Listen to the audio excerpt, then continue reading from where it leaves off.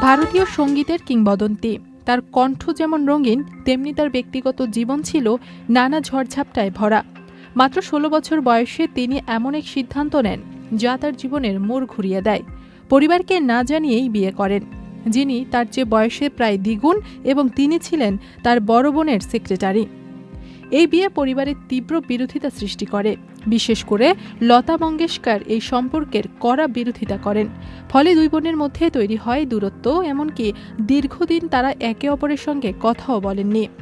আশাকে বাধ্য হয়ে পরিবার ছেড়ে আলাদা জীবন শুরু করতে হয়। দাম্পত্য জীবনও সহজ ছিল না। এই সম্পর্কে তার ৩টি সন্তান হয়।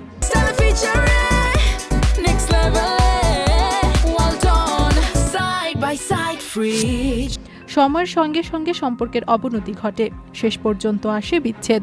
জীবনের এই অধ্যায় তাকে ভেঙে দিলেও সেখানে থেকেই তিনি খুঁজে পান নতুন করে শুরু করার শক্তি।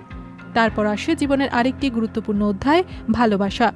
সঙ্গীত পরিচালকের সঙ্গে গড়ে ওঠে তার গভীর সম্পর্ক। সঙ্গীতই ছিল তার বন্ধনের মূল সেতু। তবে এই পথও সহজ ছিল না। পারিবারিক আপত্তি এবং আর.ডি. বর্মনের আগের বিয়ের জটিলতা সবকিছু পেরিয়ে ১৯৮০ সালে তার বিবাহ বন্ধনে আবদ্ধ হন। উল্লেখ্য বিষয়, আশা ভোসলে তার স্বামীর চেয়ে বয়সে বড় ছিলেন, যা সেই সময় বেশ আলোচনার জন্ম দেয়। পরবর্তীতে সম্পর্কের মধ্যে কিছু দূরত্ব এলেও তাদের মানসিক এবং সঙ্গীতের বন্ধন অটুট ছিল। তাদের যুগল কাজ ভারতীয় সঙ্গীতকে উপহার দিয়েছে অসংখ্য কালজয়ী গান। আশা ভোসলের জীবন শুধুমাত্র একজন শিল্পীর গল্প নয়, এটি সাহস, সংগ্রাম আর পুনর্জন্মের গল্প।